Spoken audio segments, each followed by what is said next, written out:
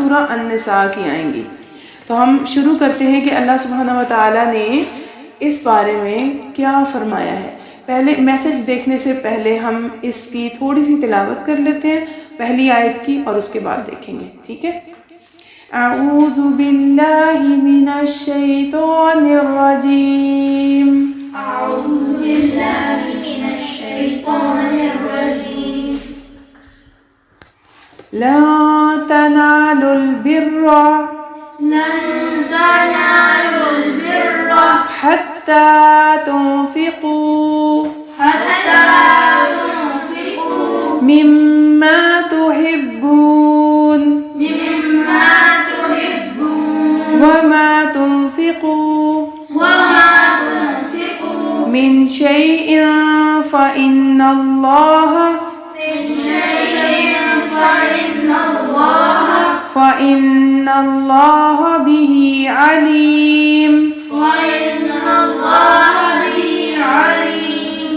صدق اللہ العظیم۔ صدق اللہ العظیم۔ اللہ سبحانہ و تعالیٰ نے اس آیت میں فرمایا ہے کہ آپ کو پوری نیکی، ہرگز پوری نیکی حاصل نہیں ہو سکتی جب تک کہ آپ اس چیز کو خرچ نہ کرو جو آپ کی فیوریٹ ہے، پسندیدہ ہے۔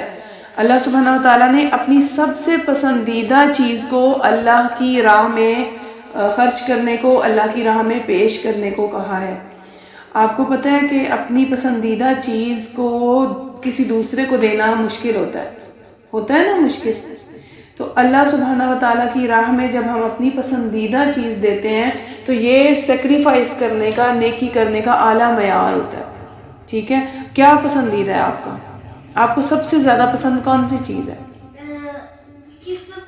کسی بھی چیز میں، اگر آپ کوئی بھی آپ جو استعمال کرتے، کسی کو منی پسند ہوتی ہے، وہ کسی کو کوئی اس کا مال ہوتا ہے وہ پسند ہوتا ہے، کسی کو کپڑے پسند ہوتے ہیں، کسی کو اپنے ٹوائز پسند ہوتے ہیں، کسی کو گھر کی اپنی کوئی چیز جو اس کو گفٹ ملی ہوتی وہ پسند ہوتی، کوئی بھی چیز جو اس کو پسندیدہ ہوتی ہے وہ چیز اللہ تعالیٰ نے کہا میری راہ میں خرچ کرو تب تمہیں نیکی ملے گی، یعنی تب تم نیک کہلاؤ گے۔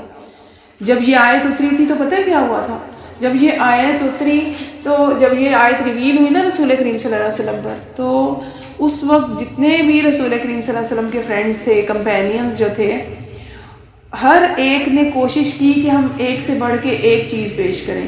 ایک کے پاس نا کھجوروں کا باغ تھا، پورا کا پورا باغ جو تھا وہ بہت ہی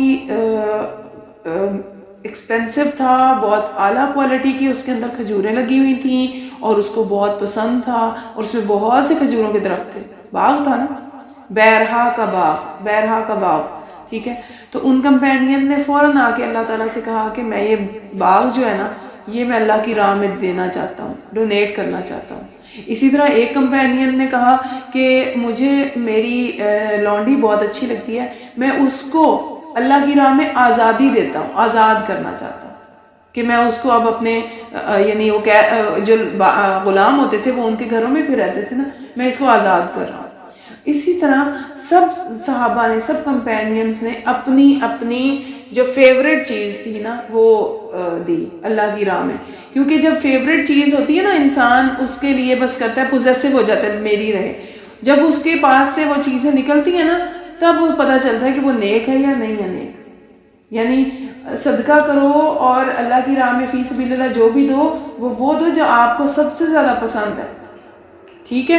اس کے بعد اللہ سبحانہ و تعالیٰ نے اس بارے میں فرمایا کہ جو یہود تھے نا وہ بہت جھوٹ بولتے تھے، نافرمانی کرتے تھے اور جھوٹ بولتے تھے۔ پیارے بچوں، ان کا کیا جھوٹ تھا ان کے بارے میں فرمایا اللہ سبحانہ و تعالیٰ نے کہ اونٹ کا گوشت جو تھا نا وہ اونٹ کا گوشت نہیں کھاتے تھے، اور اللہ تعالیٰ نے مسلمانوں پہ یہ حلال کیا تھا اونٹ کا گوشت، ٹھیک ہے؟ تو آپ لوگ کھاتے ہیں گوشت؟ اونٹ کا گوشت کبھی کھایا ہے؟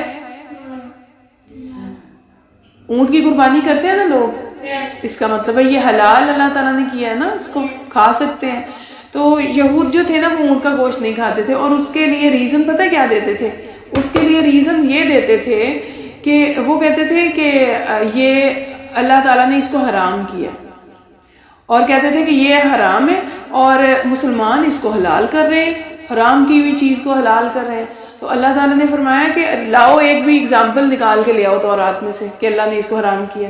اللہ نے تو نہیں کیا، اللہ پہ جھوٹ باندھتے ہو، اللہ کے اوپر جھوٹ، اللہ کا نام لگا کے جھوٹ بولتے ہو، جیسے کوئی بھی کسی کے نام لگا کے جھوٹ بول دے۔ تو اللہ سبحانہ و تعالیٰ نے کہا ہے کہ یہ یہود جو ہے نا، یہ یہودی جھوٹ بولتے ہیں۔ تو کیوں وہ اچھا انہوں نے کیوں گوشت کو حرام کر لیا تھا اپنے اوپر؟ وہ کس کی بنی اسرائیل تھے نا، تو بنی اسرائیل کس کی نسل تھی؟ سیدنا یعقوب علیہ السلام کی۔ سیدنا یعقوب علیہ السلام کو ایک بیماری تھی جس کی وجہ سے انہوں نے پرہیز، جیسے ہمیں اگر کف آ رہی ہو تو ہم ٹھنڈا نہیں پیتے ہے نا، آئس کریم نہیں کھاتے، تو ان کو کوئی بیماری تھی جس کی وجہ سے انہوں نے اونٹ کا گوشت کھانا چھوڑ دیا تھا۔ اور یہود جو تھے وہ کہتے تھے کہ ہم ان کو مانتے ہیں کیونکہ وہ ہمارے نبی تھے، تو ہم ان کو مانتے ہیں، اور انہوں نے اگر گوشت چھوڑا تھا اٹ مینس کہ وہ حرام ہے۔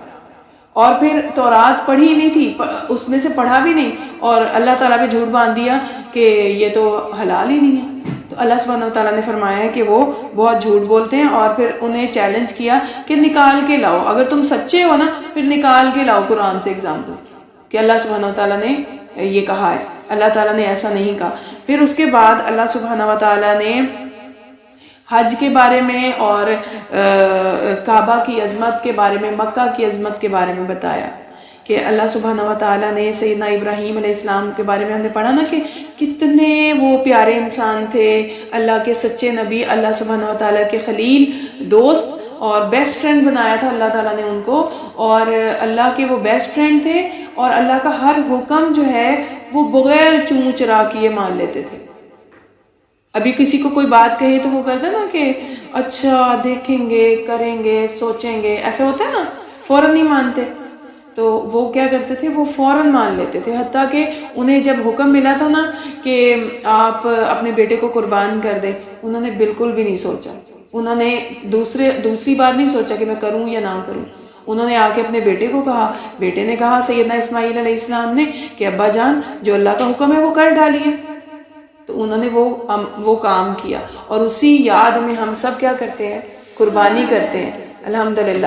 اور پھر اسی طرح جب انہیں اور ان کے بیٹے کو حکم ہوا نا کہ اللہ کا گھر بیت اللہ تعمیر کریں، تو بیت اللہ انہوں نے تعمیر کیا۔ ہم نے مقام ابراہیم کے بارے میں پڑھا تھا نا کہ مقام ابراہیم وہ جگہ ہے جہاں کھڑے ہو کے سیدنا ابراہیم علیہ السلام کعبے کی دیواریں تعمیر کر رہے تھے، اور پھر دونوں باپ بیٹا طواف کرتے جاتے تھے اور اینٹیں لگاتے جاتے تھے، اور جس جگہ پہ کھڑے ہو کے انہوں نے ایک پتھر رکھا تھا اور اس کے اوپر کھڑے ہو کے انہوں نے دیوار تعمیر کی تھی، اس کو مقام ابراہیم کہہ دیا گیا۔ اور اللہ تعالیٰ نے اتنی برکت دی کہ اس جگہ کے اوپر اب جو بھی حج کرنے عمرہ کرنے جاتا ہے نا، وہاں پہ 2 رکعت نفل پڑھتا ہے۔ اللہ نے اس جگہ کو ہی اتنا برکت والا بنا دیا الحمدللہ۔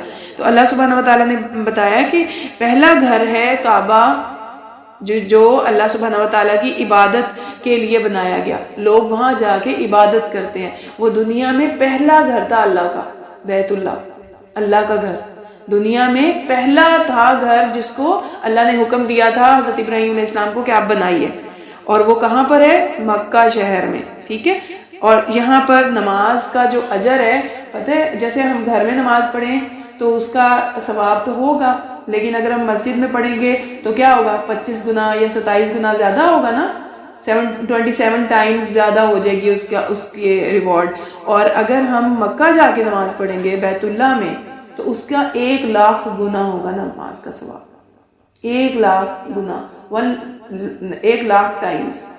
تو پھر جی، تو وہاں کی نماز کا جو ہے، وہاں پر اللہ تعالیٰ کی کتنی نشانیاں ہیں، صفا مروہ کے درمیان سعی کرنا، اور پھر اسی طرح اللہ تعالیٰ نے وہاں پہ زمزم نکالا۔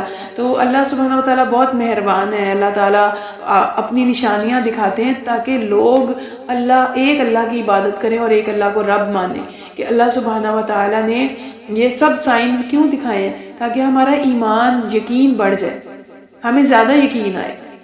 ہم جب کوئی چیز دیکھتے ہیں تو ہمیں یقین آ جاتا ہے نا، تو ہمیں مقام ابراہیم دیکھ کے یقین آ جاتا ہے کہ یہ وہ جگہ ہے جہاں سیدنا ابراہیم علیہ السلام کھڑے ہوئے تھے، کعبہ تعمیر کیا تھا۔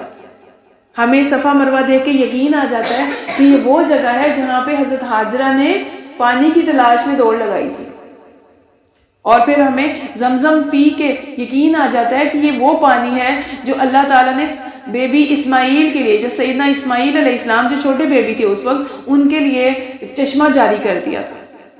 تو سیدنا ابراہیم علیہ السلام کا ذکر آیا، اللہ سبحانہ و تعالیٰ فرماتے ہیں کہ اللہ تعالیٰ نے اس گھر کا جو مقام ابراہیم ہے، یہ واضح نشانی ہے۔ مقام ابراہیم، زمزم، صفا مروہ، یہ سب کیا ہیں؟ اللہ کے سائنز ہیں، اللہ کے سائنز ہیں۔ اور اللہ سبحانہ و تعالیٰ نے فرمایا کہ اس گھر کا حج کرے